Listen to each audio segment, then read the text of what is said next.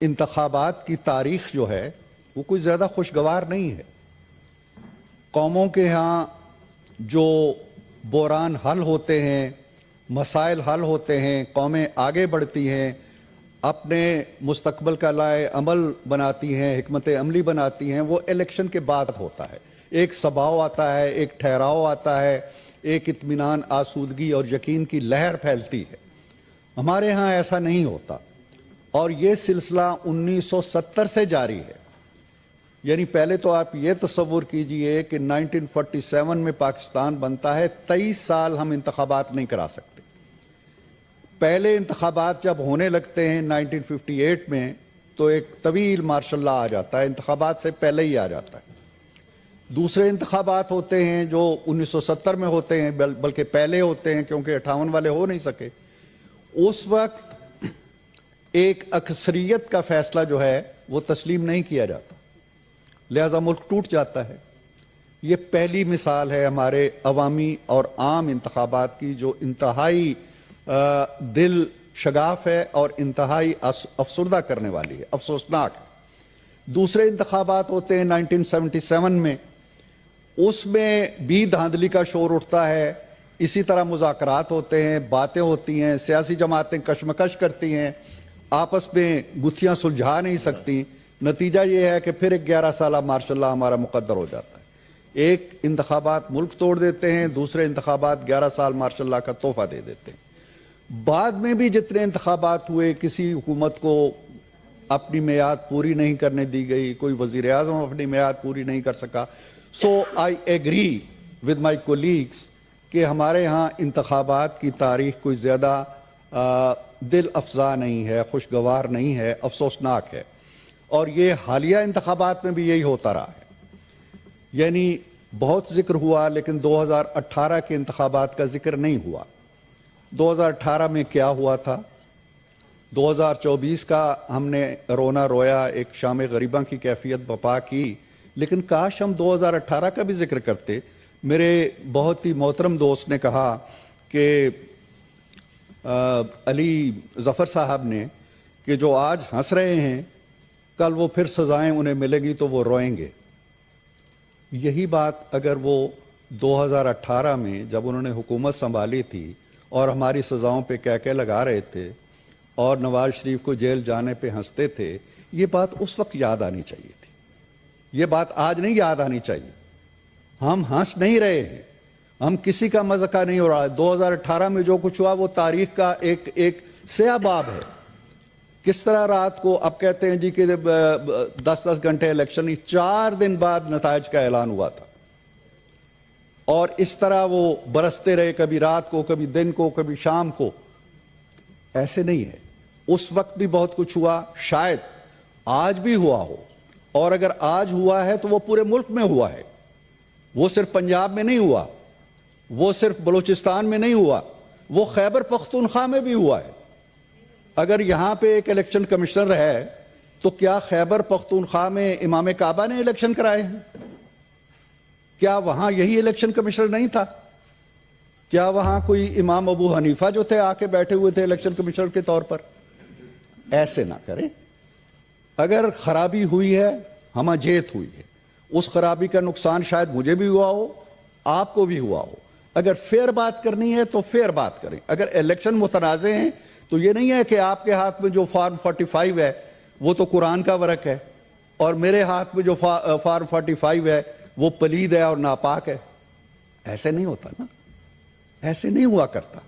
ترازو کو اس طرح سے امبیلنس نہ کریں. اور یہ بھی دیکھیں کہ 2013 میں جب الیکشن ہوئے ہیں،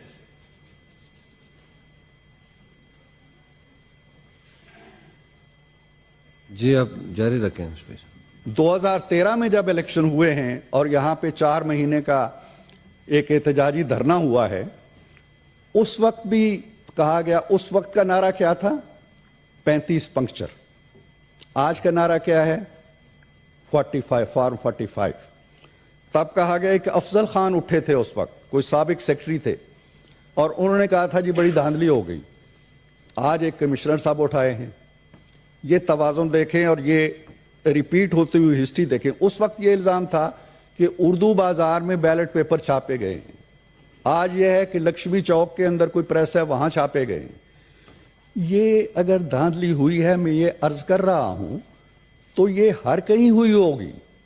آپ جو ایک سیلے بے پناہ کی طرح پورے خیبر پختونخوا کی پہاڑوں اور وادیوں پہ چھائے ہوئے ہیں، وہ ٹھیک ہے، وہ درست ہے، وہاں کیوں نہیں ہوئی دھاندلی؟ جہاں جہاں آپ جیتے ہیں وہ دھاندلی سے پاک منزہ مصفہ الیکشن ہے۔ جہاں جہاں آپ کا مخالف جیتا ہے وہ دھاندلی سے جیتا ہے، وہ ووٹ چوری کر کے جیتا ہے، اس کو کسی اور نے جتایا ہے۔ ایسے نہیں ہو سکتا۔ ہو سکتا ہے 5 سیٹیں 10 سیٹیں ادھر ادھر ہوئی ہوں، میں یہ نہیں کہتا ہوں، ہمارے ہر انتخابات کے اندر ایسا ہوتا رہتا ہے، لیکن یہ نہیں ہوتا۔ اور پھر 2018 میں نواز شریف کہاں تھا؟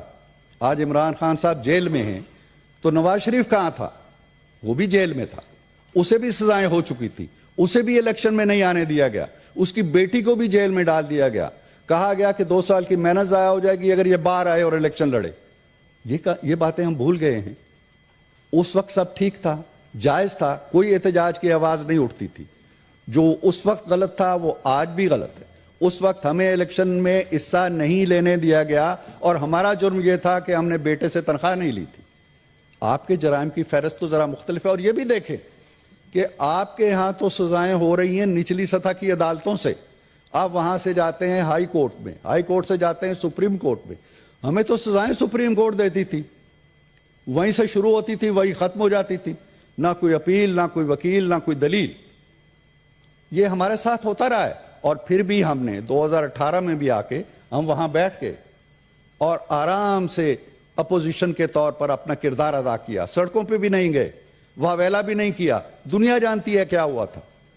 تو خدا کے لیے آپ بھی اس نظام کو بچانے کے لیے، اس نظام کے دفاع کے لیے آگے بڑھیں۔ میں ایک اور چیز جناب چیئرمین بتانا چاہتا ہوں، مشاہد صاحب یہ آج بھی آزاد ہیں، پی ایم ایل این کے نہیں۔ ہمارے بہت سے جی ہاں، یہ ہمارے بہت سے کولیگ جو سینٹ میں بیٹھے ہوئے ہیں، ہمارے بھی ٹکٹ چھینے گئے تھے، ہمارے بھی سمبل چھینے گئے تھے، ہمارے ٹکٹ منسوخ کیے گئے تھے، اور ہم آج تک آزاد بیٹھے ہوئے ہیں۔ ہمارے نام کے سامنے پی ایم ایل این نہیں لکھا ہوا، ہم کسی وات المسلمین میں شامل نہیں ہوئے، ہم کسی سنی کونسل میں نہیں گئے، ہم آزاد بیٹھ کے اپنا کام کر رہے ہیں، اپنی بات کہہ رہے ہیں۔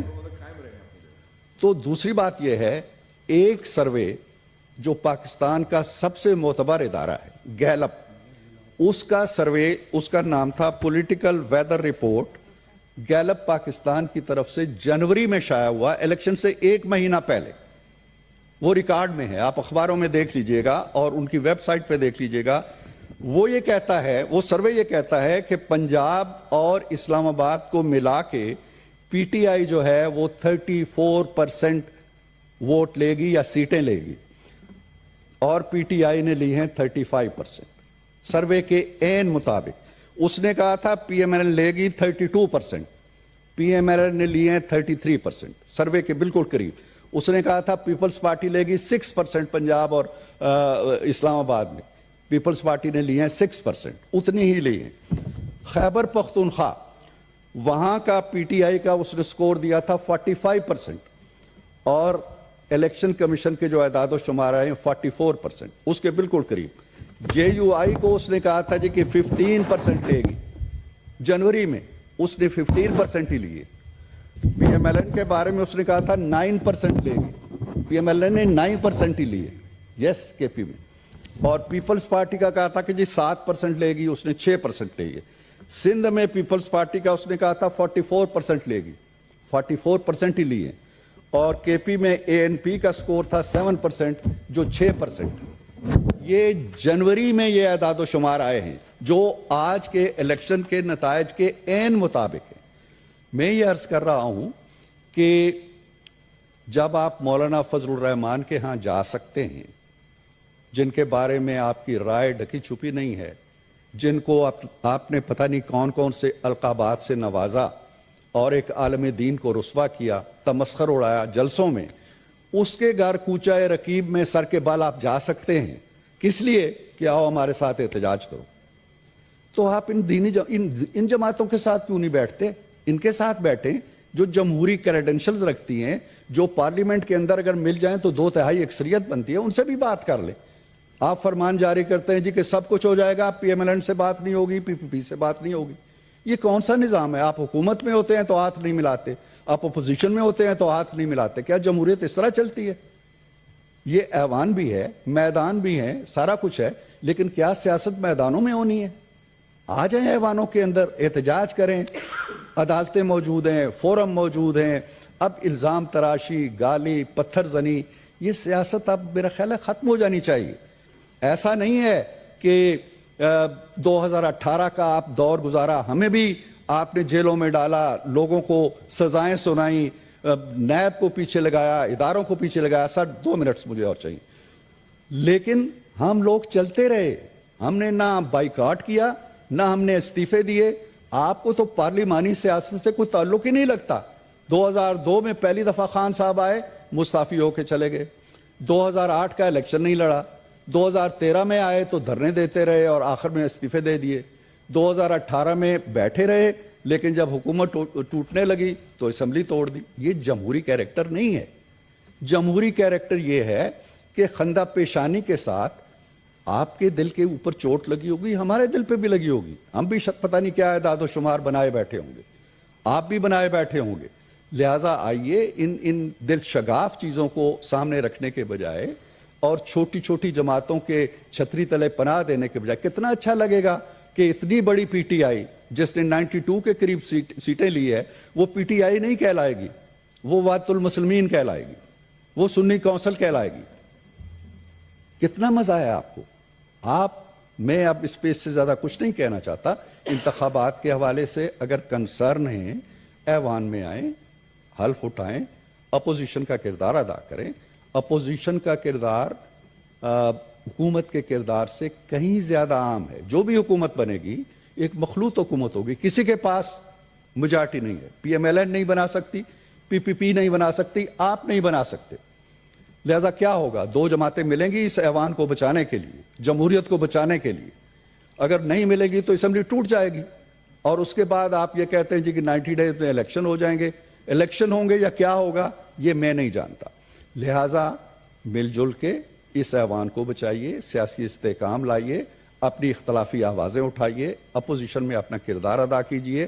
ایک بڑا اچھا صوبہ ہے خیبر پختونخوا, 15 سال سے 10 سال سے آپ بیٹھے ہیں, 5 سال مزید بیٹھیے, وہاں دودھ اور شہد کی نہریں بہائیے, تاکہ لوگ جو ہیں وہ آپ کی طرف مائل ہوں اور بچا کچا پاکستان بھی آپ کے حصے میں آ جائے.